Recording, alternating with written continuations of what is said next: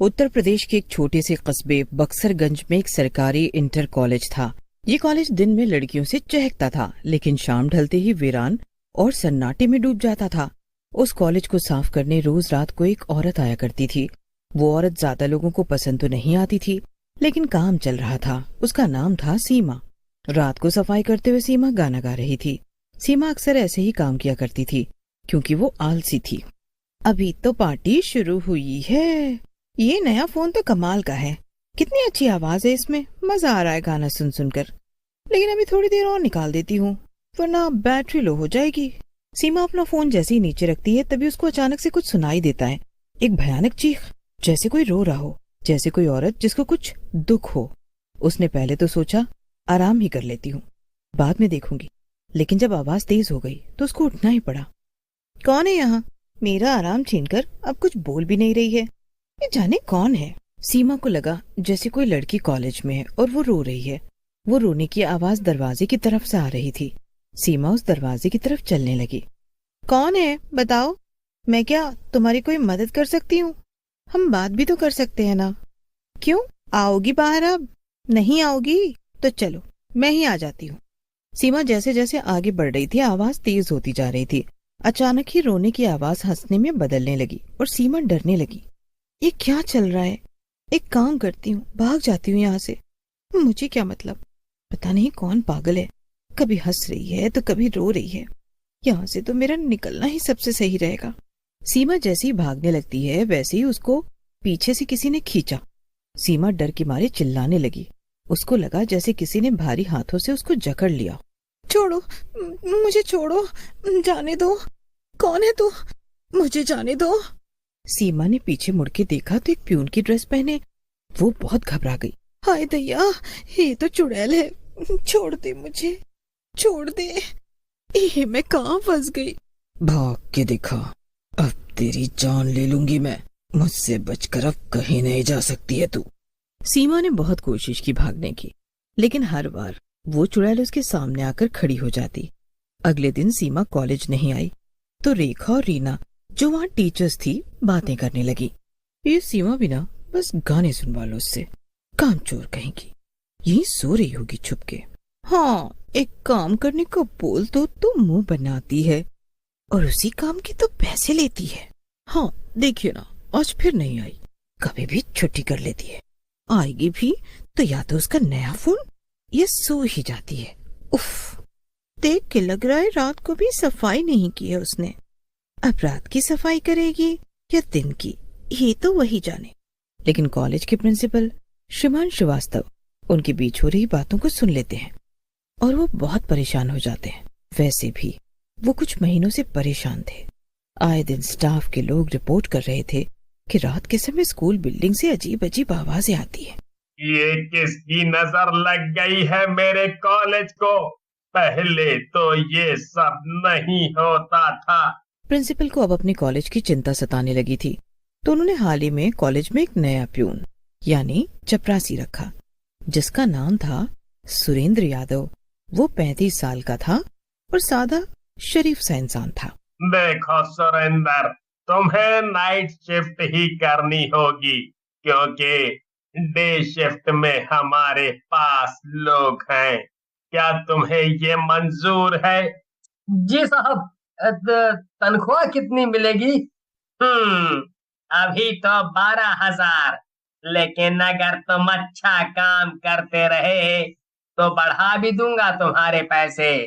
जी, तब तो आपको जल्दी ही पैसे बढ़ाने पड़ेंगे। हाँ।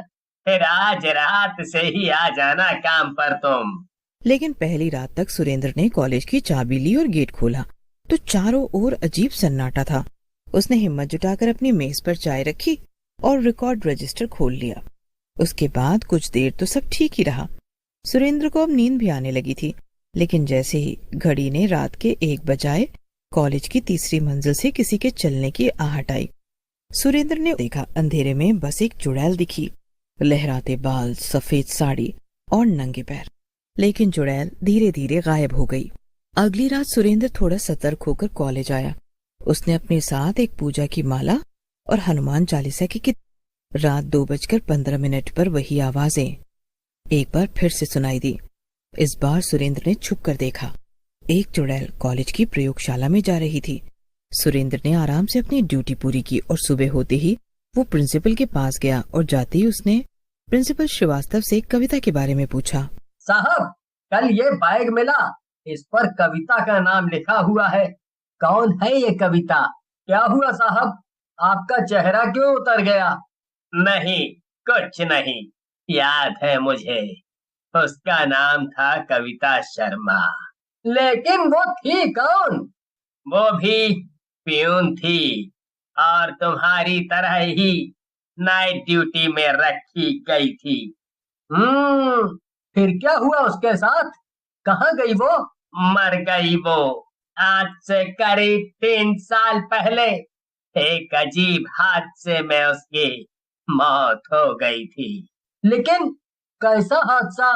किसी ने बताया था कि कॉलेज के एक कमरे में आग लग गई थी। शुरू में हम सबको भी यही लगा था कि कविता अंदर ही जलकर मर गई है, लेकिन क्या साहब, वो नहीं मरी थी क्या? लेकिन जब उसकी लाश मिली तो वो जलने के बजाय ऐसे मिली जैसे किसी ने उसका गला घोंट दिया हो। और चौंकाने वाली बात ये थी कि उसके नाखून पूरे 6 इंच लंबे हो गए थे। ये तो बहुत अजीब बात हुई। आप लोगों ने फिर उस बारे में पता नहीं किया? पहले तो सब कुछ ठीक ही था, लेकिन अब हम ज्यादा परेशान हो रहे हैं। मुझे लगता है मुझे ये कॉलेज बंद करना पड़ेगा। श्रीवास्तव के चेहरे पर एक अजीब सी उदासी छा गई। लेकिन सुरेंद्र एक वफादार प्यून था।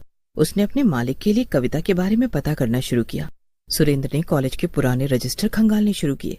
उसने पता किया और पाया कि कविता के बाद भी कई प्यून रात में रखे गए और हर कोई 6वीं रात के बाद ड्यूटी छोड़ गया। कुछ ने आत्महत्या की तो कुछ गायब हो गए। ये तो बहुत ही अजीब मामला लगता है। सब के सब 6वीं रात को ही गायब क्यों हो रहे हैं? आज सुरेंद्र की भी 6वीं रात थी। रात 1 बजे सुरेंद्र ने कॉलेज के हर कमरे में लाइट ऑन कर दी। हर कोने में गंगा जल छिड़क दिया। उसने मेन हॉल के बीच में हनुमान चालीसा की रिकॉर्डिंग चलानी शुरू कर दी। लेकिन 2:30 बजे अचानक सारी लाइटें गुल हो गईं। दरवाजा खड़ाम से बंद हो गया। दूरी में किसी के नाखून खरोचने की आवाज आई और फिर वो आई, सफेद साड़ी में कविता शर्मा। तू भी आया है मेरी जगह लेने? उसकी आवाज एक साथ 10 औरतों की गूंज जैसी थी। सुरेंद्र कांपते हुए पीछे हट गया।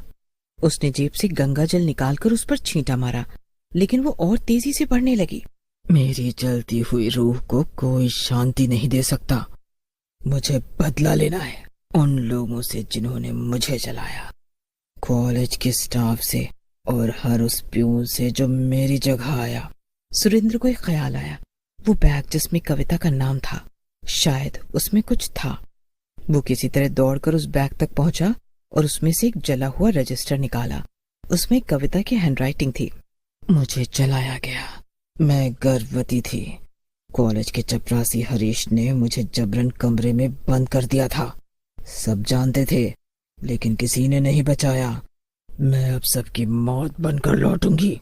सुरेंद्र अब सब समझ गया था। कविता की आत्मा प्रतिशोध में फंसी थी। रात के 3 बजे कॉलेज की जमीन एक बार फिर जोर से हिली। कविता की आत्मा चीखते हुए हवा में उठ गई। अब तुम भी यहीं रहोगे, हमेशा की नाइट ड्यूटी में? सुरेंद्र ने डर से आंखें बंद कर ली। अगली सुबह कॉलेज के गेट पर खून से सना हुआ रजिस्टर मिला। किसी ने नहीं देखा कि वो कहाँ गया। मैंने कहा था अब कुछ नहीं हो सकता। 2 हफ्ते बाद एक और नया प्यून रखा गया। रात की ड्यूटी। पहले दिन उसने सुरेंद्र का पुराना रजिस्टर खोला।